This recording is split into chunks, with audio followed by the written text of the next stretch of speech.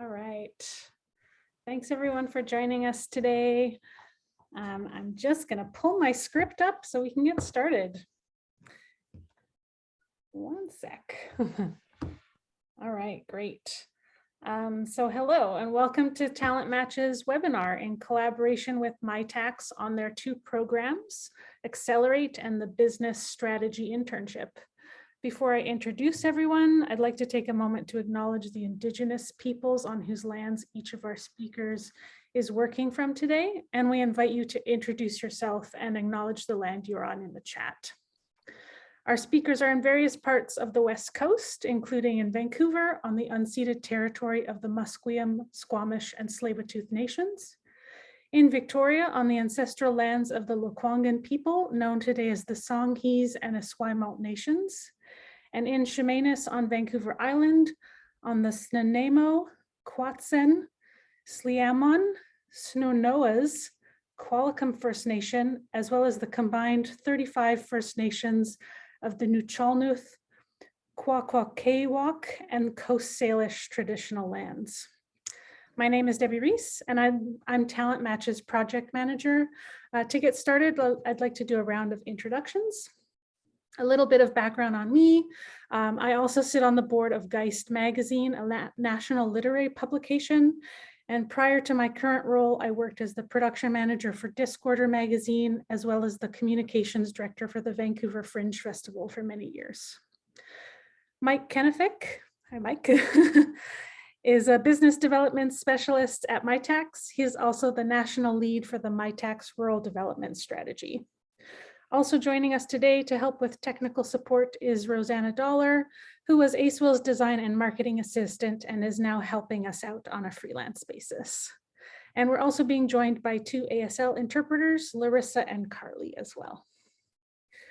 Just so you know, we are recording the webinar so you can rewatch it later or share it with your colleagues. I will also share the slides so you don't have to take extensive notes today.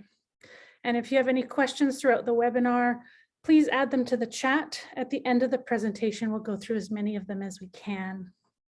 But before I hand things over to Mike, I'd like to take a few minutes to tell you about the Talent Match program. Let's just give me a moment to open up my slides. And we'll do this. Great. Okay, so for those of you who may not know, MATCH stands for Museums, Arts, Tourism, Culture, and Hospitality. And the Talent Match program is a collaboration between the BC Museums Association, the BC Alliance for Arts and Culture, Go to HR, which is the BC Tourism Industry's Human Resources Association, and ACE-WIL, the Association for Cooperative Education and Work Integrated Learning, BC Yukon. The program is funded by the Ministry of Advanced Education and Skills Training. Talent Match's goal is to help museums, arts, tourism, culture, and hospitality organizations access student talent through co-ops and other work-integrated learning placements so that those students can in turn help those organizations recover and renew in a post-COVID world, or hopefully soon post-COVID world. The program provides employers with resources to make hiring a student easier. This includes information on funding, such as today's Mitacs info session, as well as information on other funding programs. Talent Match also helps connect employers to post-secondary institutions and programs that are relevant to the positions or projects employers want students to help with. And it provides tips on how to recruit and onboard students into your organization. In addition to resources, Talent Match provides one-on-one support, so you can email me to arrange a time to talk about your organizational needs. And you can see both my email address and the Talent Match URL in the slide right now. I can help you brainstorm for a project or position or find information that's most helpful to you in bringing on a student. I'm also happy to announce that Talent Match program has been extended for another year. So we'll be providing one-on-one support and other resources to you through till the end of August 2022. I also want to know that there's likely a few folks in the webinar today that are from outside of BC. So just want to let you know that while the Talent Match program is meant for BC-based employers, Mitacs funding is a federal program, so please stay to learn more about accessing that funding. And to those of you who are from organizations that are not a match organization, we also encourage you to stay and learn more about Mitacs. While the resources on the Talent Match webpage are focused on match organizations, you're welcome to use them as well. And there's other resources on the ACE-WIL website as well. Again, if you have any questions throughout the session, please add them to the chat.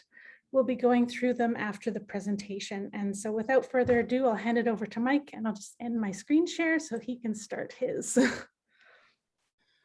Thanks so much, Debbie. That was a great introduction. Let me just pull this up.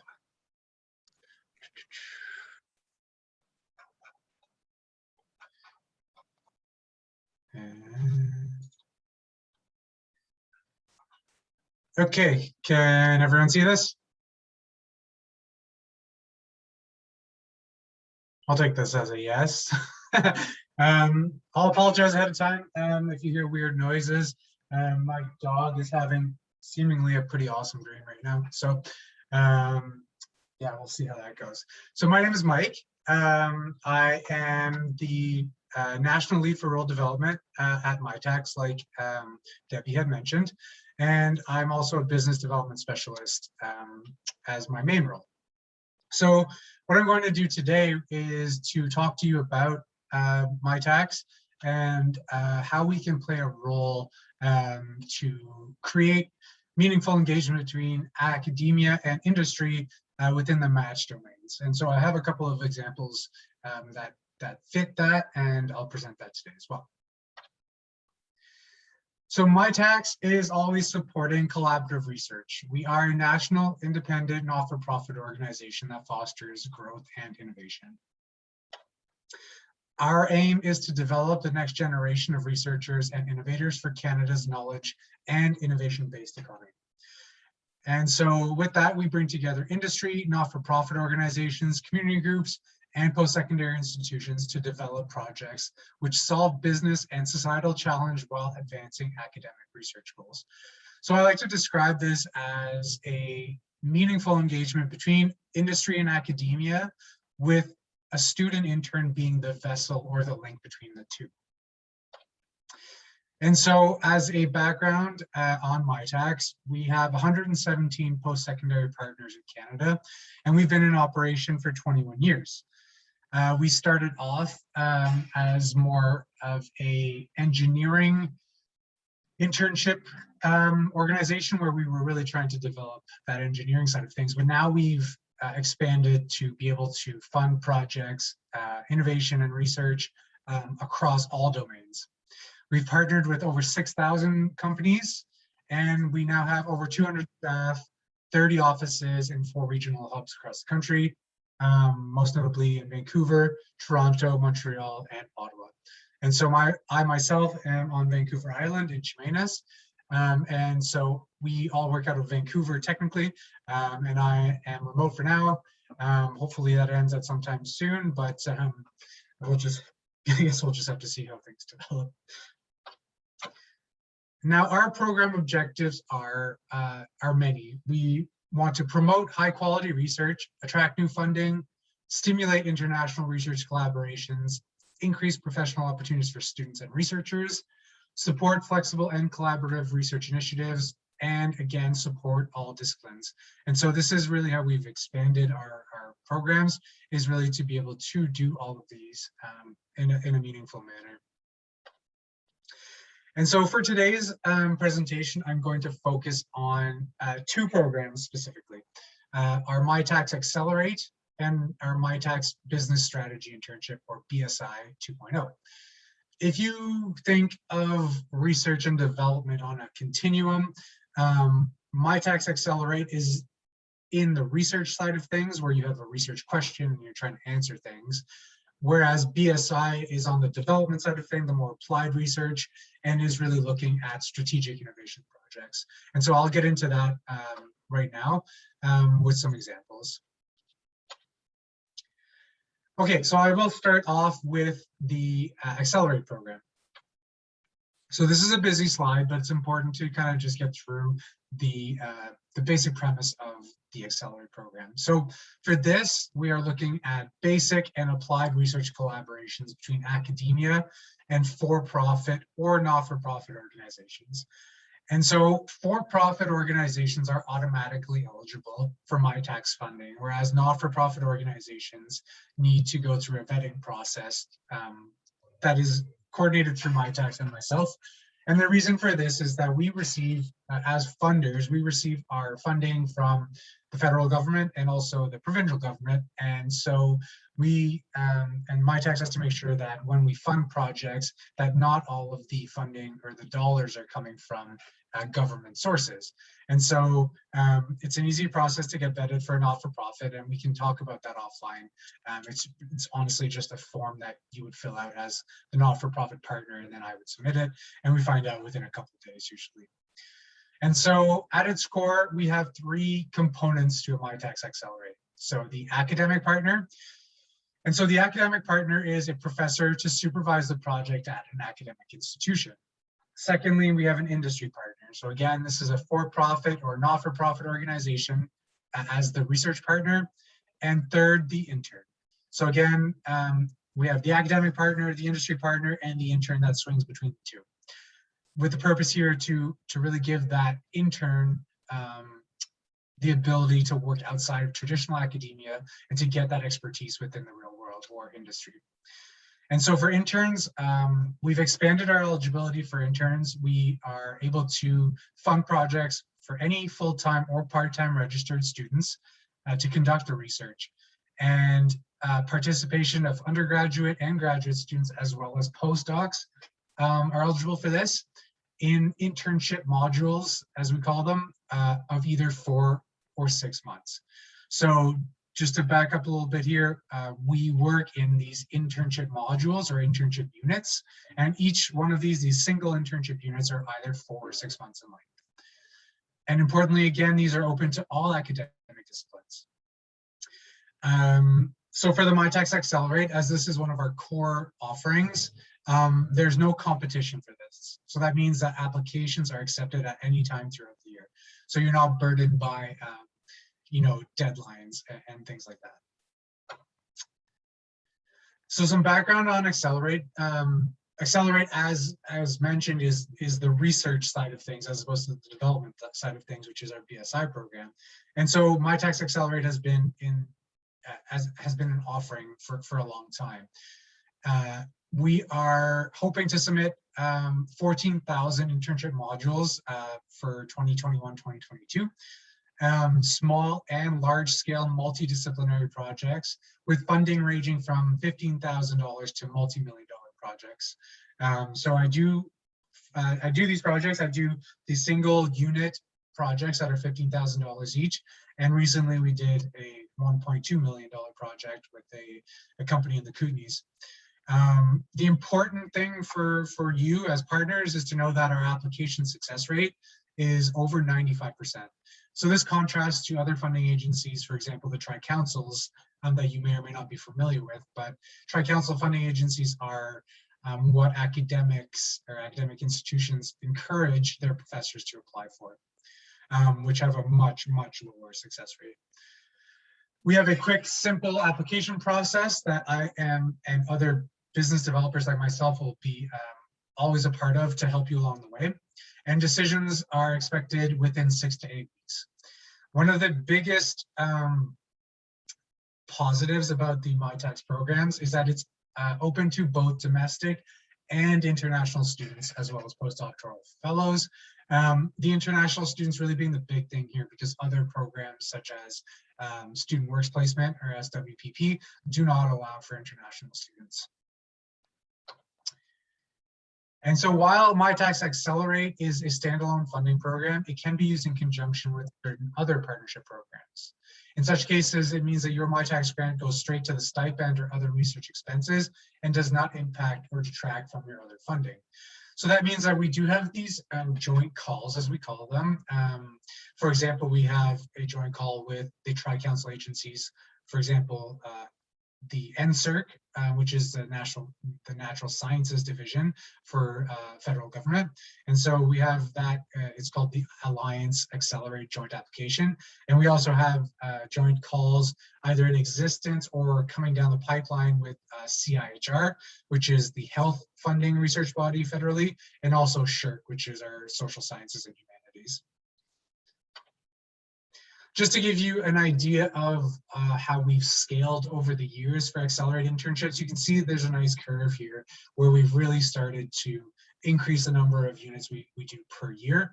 And that's to cap off a funding announcement by the federal government that was announced this year of $780 million for 5 years. And so now with the federal election out of the way, that kind of coincides well with timing for this presentation. We can fully go ahead with these projects. There's no impending changes to government, so we know that we're fully in line with our targets for the next fiscals. So our course structure. So again, I mentioned that an intern spends a minimum of 4 to 6 months or 1 module on a project.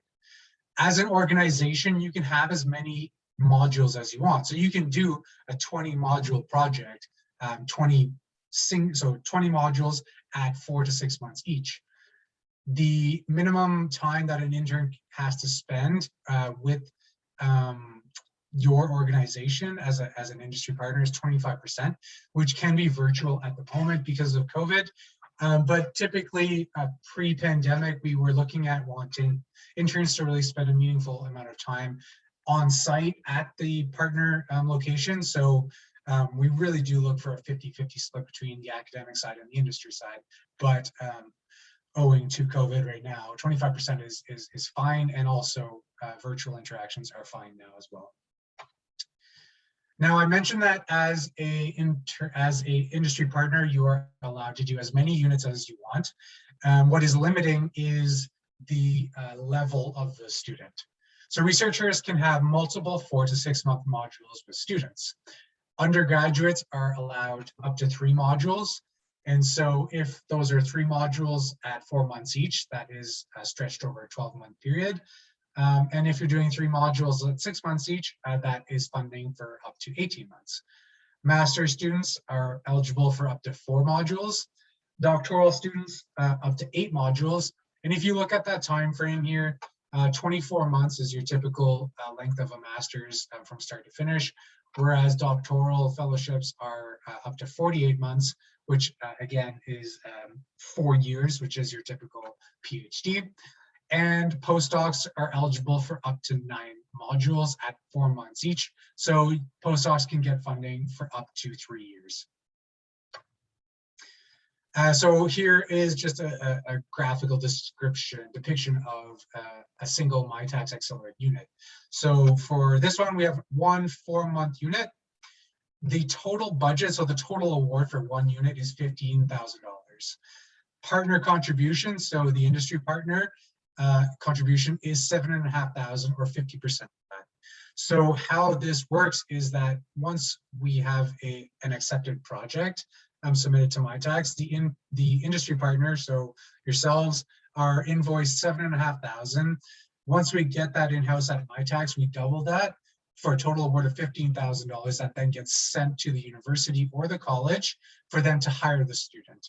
So importantly here, the academic partner, the institution, so again, the university or the college, are the ones that are hiring students through their own mechanisms.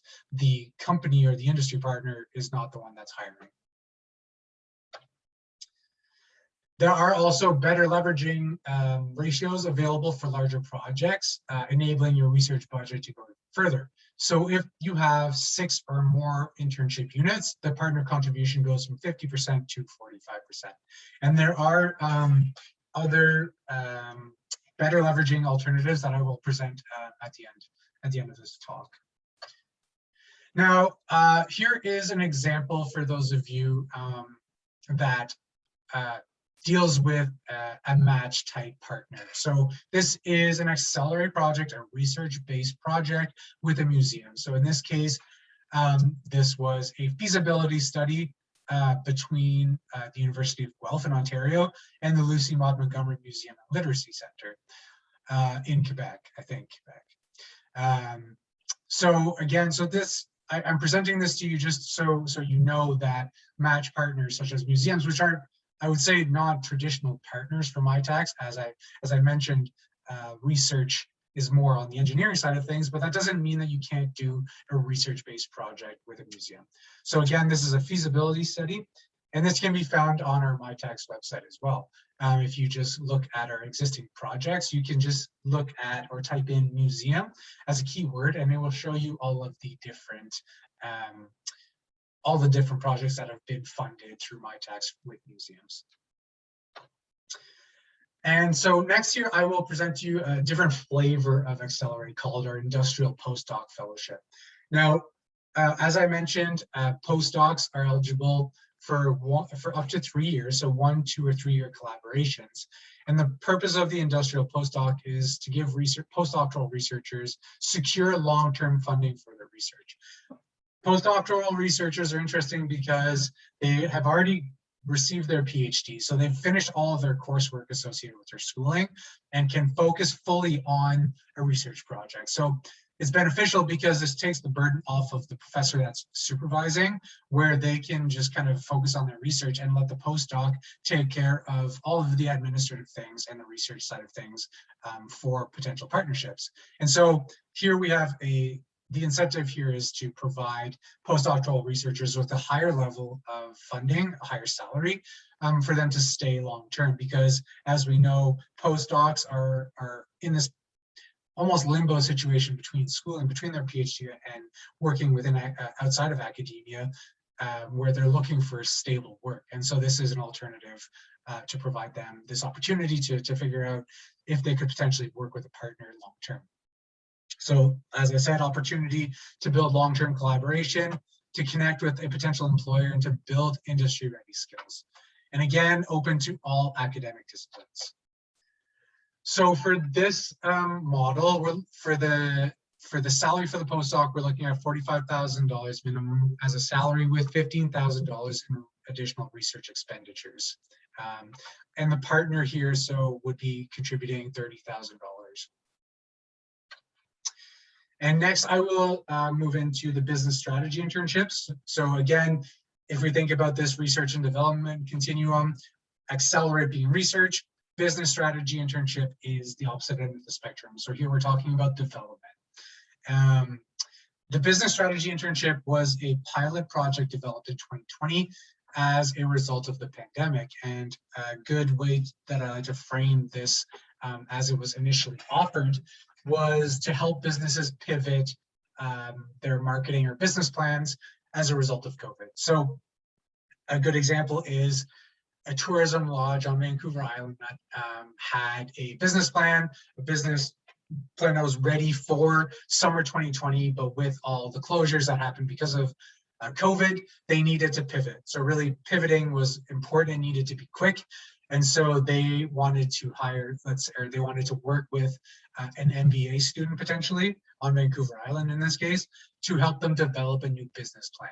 And so that was the core offering of business strategy internship as a pilot in 2020.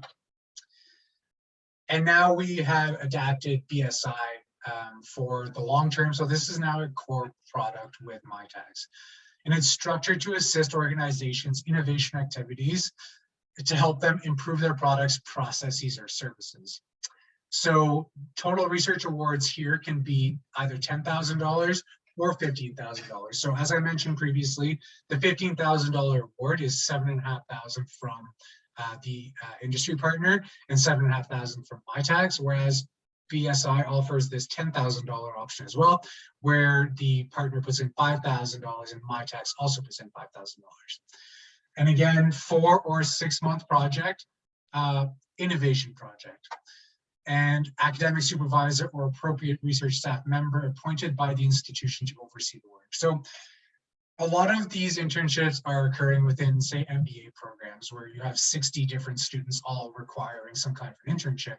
And so it's difficult for a single academic supervisor or professor to oversee all of this. And so that's why we say an appropriate research staff member will be appointed, can be appointed to oversee the work of all students. And that's what we see with some institutions, for example, at Vancouver Island University. And I mentioned Vancouver Island University and the island frequently because, as I mentioned, I'm on the island in Chemainus. So for a project to be eligible for BSI, it has to fit into the OECD definitions for innovation. So if you can Google OECD definition innovation, and it'll bring you to this page where you have these 4 types of innovation projects. For a Mitacs project to be funded with BSI, it has to fit into one of these 4 categories or all of these categories, but minimum of 1. So what we're looking to fund here is product innovation, process innovation, marketing innovation, or organizational innovation. And again, just I invite you to look at the OECD website for this, or connect with me after in the question period or offline.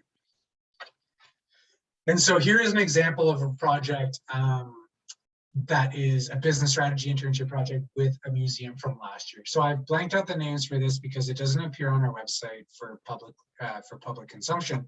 But let's just say Museum X was looking to re-diversify its revenue mix through the recovery phase post-pandemic to operate sustainably. So the internship opportunity here developed a sponsorship business plan that intersects donor development and major gifts into the strategy. So the intern's role here was to interact with board committee, the CEO of the agency, and corporate partners of this museum to really define this strategy. So the academic partner was a business school in BC, and the industry partner was a not-for-profit museum. So just to also show again that museums can work within this space. So the 2 examples I've used again from the research and development continuum, we can work from the Accelerate research side of things, or we can work from the development or innovation side of things with BSI. And so I'll finish off my presentation here talking about some of these expanded offerings that we have.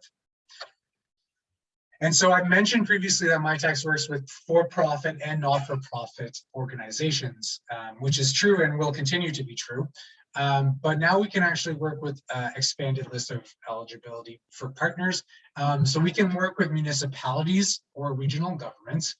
So from economic development to sustainability, smart cities, cybersecurity, public health, infrastructure, and more, Mitacs can work with municipalities of any size. And there is a list of municipalities that we work within. I forget the organization of the website now, but it's through Civic BC, I think. And this has a list of all of the eligible municipalities in BC that we can partner with. So instead of actually working with or invoicing a company, we can actually work with these municipalities and regional governments. We can also work with hospitals. And so this is a bit of a difficult one to define. But Mitacs can work with traditional hospitals or whatever a community considers a hospital to be. So for example, in Chemainus, it's a community health center that has an urgent care center.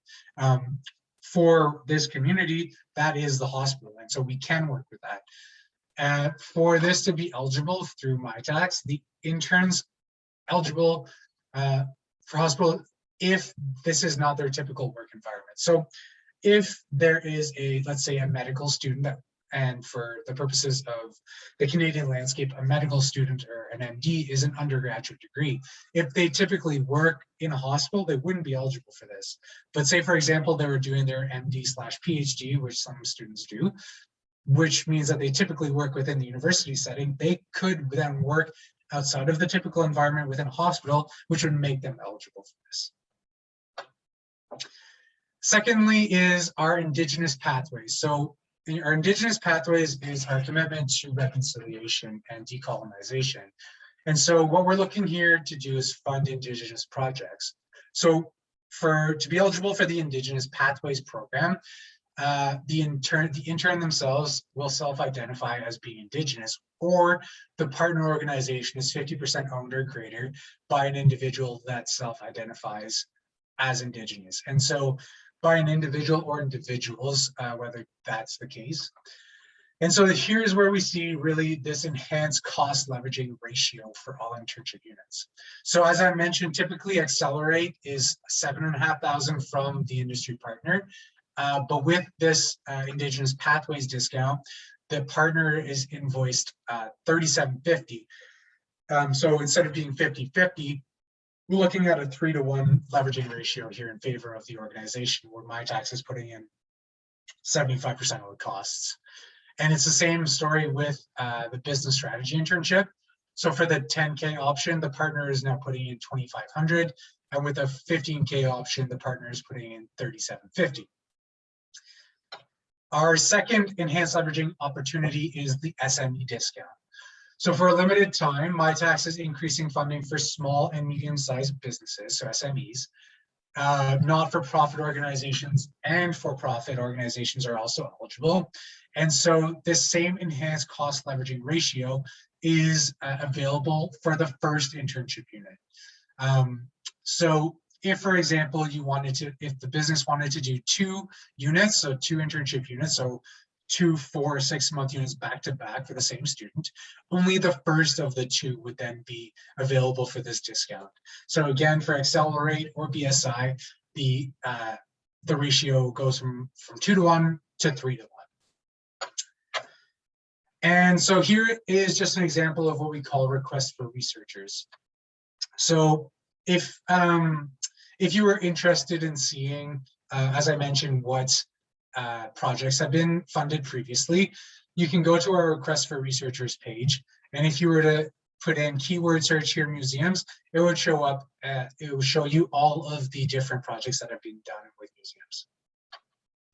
I wanted to thank our funding partners. So you can see federal government, as well as all the provinces and territories in Canada. I can pause for questions now or later. And here are my details on my email, which is the best way to get a hold of me. So mkennefick@mitacs.ca. I do have a work phone. I don't check it as much as my email. And you could check us out on Twitter or on LinkedIn. So thank you very much.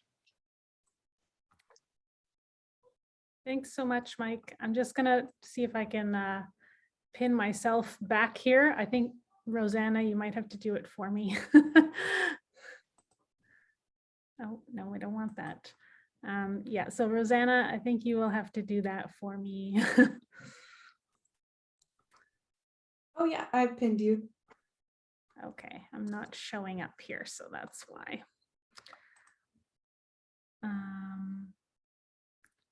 Anywho. Yes, Joy has put a question in the chat. If we could put contact information in the chat. So Mike, if you're able to do that, that would be great. There we go.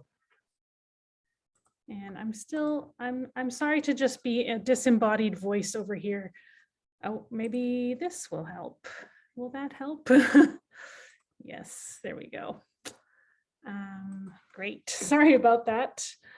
So yeah, let's see if there's any other, I don't see any other questions in the chat, but I have put some questions together in advance. So Mike, can you tell me, are post-secondary institutions eligible for either Accelerate or the Business Strategy Internship? Yeah, so all post-secondary institutions that are eligible for Tri-Council funding that I've mentioned before, so Tri-Council eligible institutions.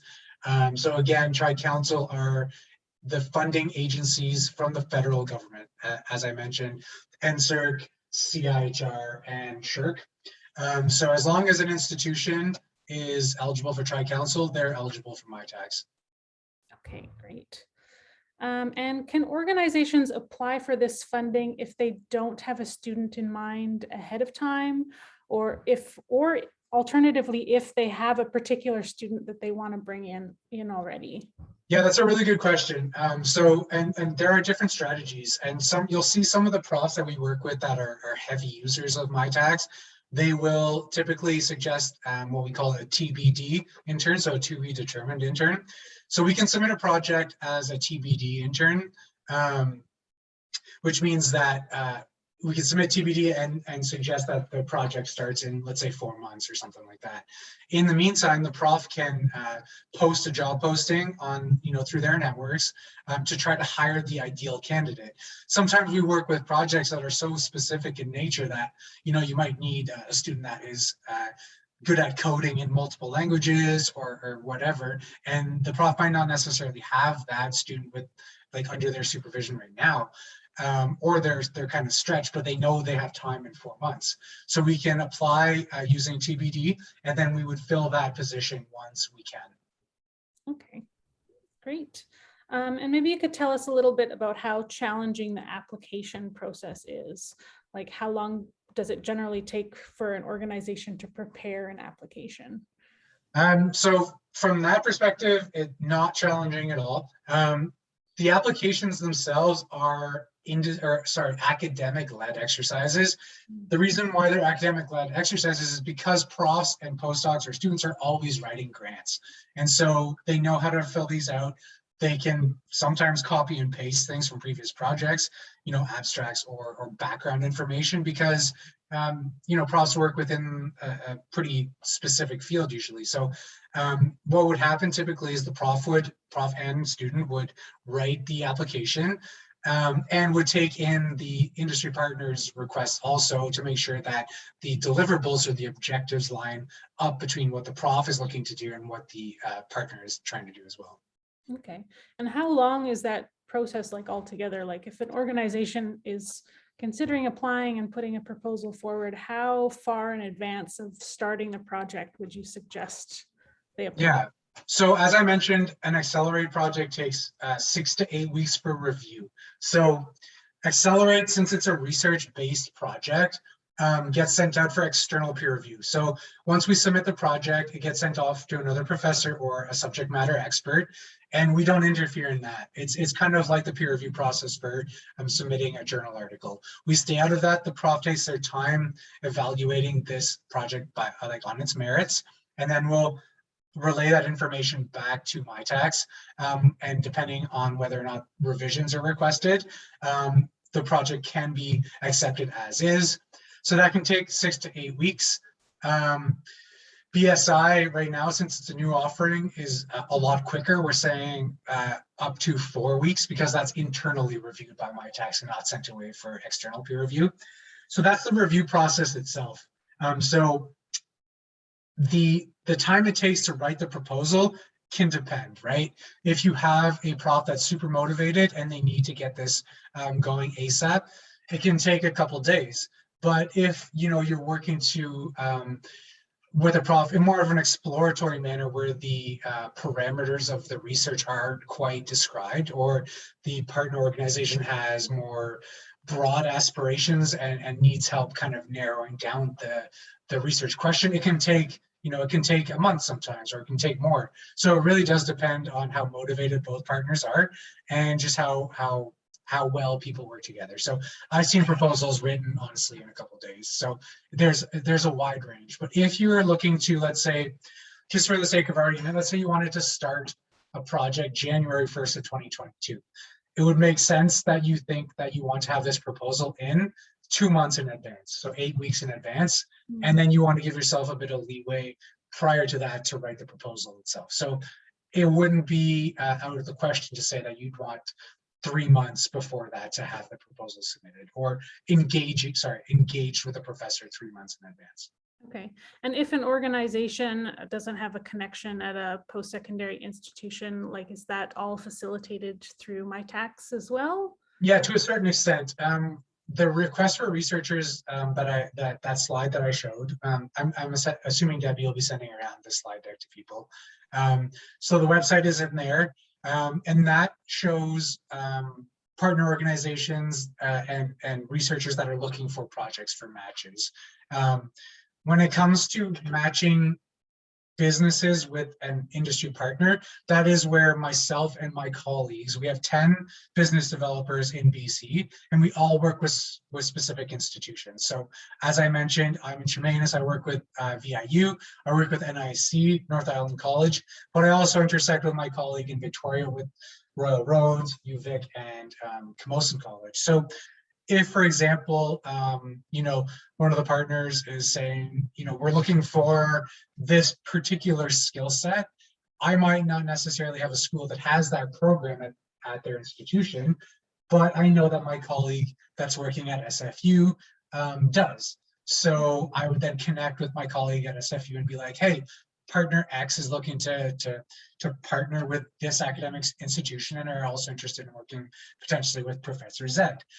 So there is a matchmaking process like that. It does take a bit more time sometimes, but we are highly collaborative as business developers at Mitacs, and we are always kind of sharing these projects amongst each other. So if for some reason that doesn't work within BC, we can post your project, like I mentioned, on our national board for researchers to take a look at. So you might actually get interest from someone in Quebec that's looking to partner with you, or someone in Newfoundland.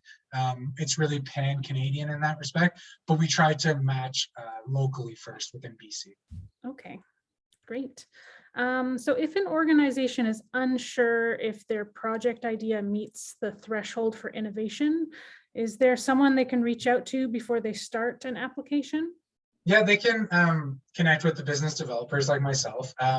Mitacs does have a section on our website, a kind of a contact us, where you would be connected through our leads department to one of us, depending on the nature of your study or your project, and also depending on the school you might want to work with. Say you don't necessarily know who you want to work with or what the broader or the more intricate scope of your project might be, but you know Professor Z at SFU is a rock star within that world, then you can put that into the contact into our leads department, and they will connect you to the BD or the business developer at that school.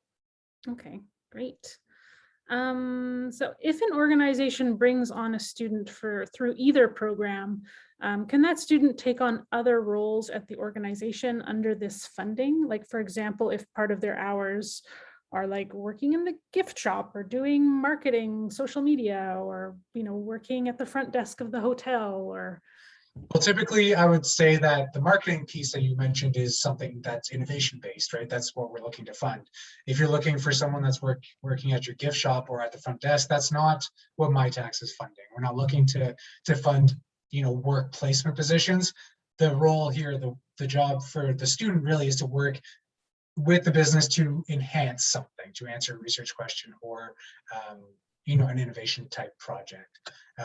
I forget the scope of your question to start with there. I just wanted to just if the student might be able to take on multiple roles. Yeah, so we understand that research is fluid. For example, let's say you had a project that was described, and you go through round one of the research, and then all of a sudden the answers that you get are completely different than what the proposal said.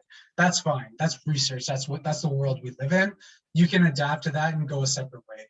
But when we work, say, within BSI, the institution is the ones that hire the students again. So the job description that they are signing off on must kind of remain at least similar, because that's what they have okayed from the institutional side of things.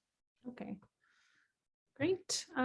Does anyone else out there have any additional questions? I don't see any in the chat, but if you have any, you can unmute yourself and ask, or you can pop your question in the chat. Let's give that a moment. Oh, I see Allison's hand up. Hi, thanks, Mike. I hope I didn't miss anything there, but I'm just curious about students who might want to do a Mitacs for a co-op, say, for example, and I know that happens quite a bit, right? Yeah, so co-ops are, it's a model that didn't typically exist with Mitacs before, but now with the BSI, it's typically BSIs that we see co-ops work within. Let's say, for example, I work very closely with Douglas College, and they are posting BSIs on their job boards for students to see, and then they would apply for the projects through Douglas College. And so that's a model that's worked pretty well. So definitely possible for co-ops, but that's, again, is more of a BSI, more of the development side of things. Okay, thanks. And with those ones, it's the same thing that you talked about with the, allow yourself 3 months. Like, I'm just thinking of, so in that case, it probably works best in the case where you don't know what it's the TBD student, right? You find out. Yep. So So yeah, I mean, so BSI, so just for the sake of this presentation, Yeah. we say 4 weeks internally, but just because right now we just started offering permanently the BSI program, there's only like, I think 60 or so projects nationally. Review time is a week right now. Of course, that will extend as it gets more popular, but we're only kind of getting the big institutions on board now, because as a core program, that requires conversations with central, let's say central UBC or something like that. Those are major conversations. But so you can do the TBD, or sometimes businesses have previously engaged with a student on a different project. So nothing's stopping them from doing a new project with the same student, so they already know who that is. Yeah. And so that would be an example of a non-TBD where they already have the person named. Okay, thanks. And the one final question I had, and it was around, okay, like at the beginning, you were talking about these internships of like 4 to 6 months, right? Yep. And then I wasn't sure how that mapped in with those concepts of the units that you talked about, you know. So as you know, like I'm thinking again from the co-op perspective, right? Yep. Where a co-op is often, you know, a minimum of 12 weeks, but it, you know, it could be 2 terms, like 6 Yep. weeks, 6 months could be full-time, could potentially qualify as 2 co-ops, right? Yep. So how did that relate to the unit discussion? So a single internship unit is what we kind of refer to as like that's our standard, you know, time constraint. So a single internship unit can either be 4 or 6 months in length. Oh, so I see. So I see. Okay. So when you were talking about all those ones where it was 36 units, Yeah. it is like you're talking about a really, really long period of So- time where a student could be full-time and it might not be co-op in that case, right? Like, Correct. So let's take Yeah. the example of like an undergrad student that can do 3 internship units. yeah. So 3 internship units. So if they're 4 months each, that's 12 months, right? 3 times Yeah. 4. But if there's 6 months, then you can stretch that out to 18 months. Okay. All right. Thanks. Yeah, I know that gets it's a lot of information to take in all at once there. Great. Thank you so much, Allison. Any other questions out there? Looks like maybe not. So I want to thank everyone so much for coming today. I will be emailing the recording of the webinar as well as the slides probably within the next couple days. So you will get that and you'll be able to share that with anyone who at your organization who you think it might be helpful for them. And otherwise, thank you so much for coming today. I'm going to put my email in the chat now too. So if you have any questions about Talent Match in general, you can also email me. And I'll just do that real quick.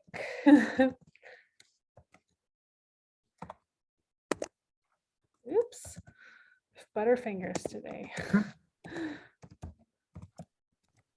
There we go. Thanks so much, everyone. I'm just going to end the recording now.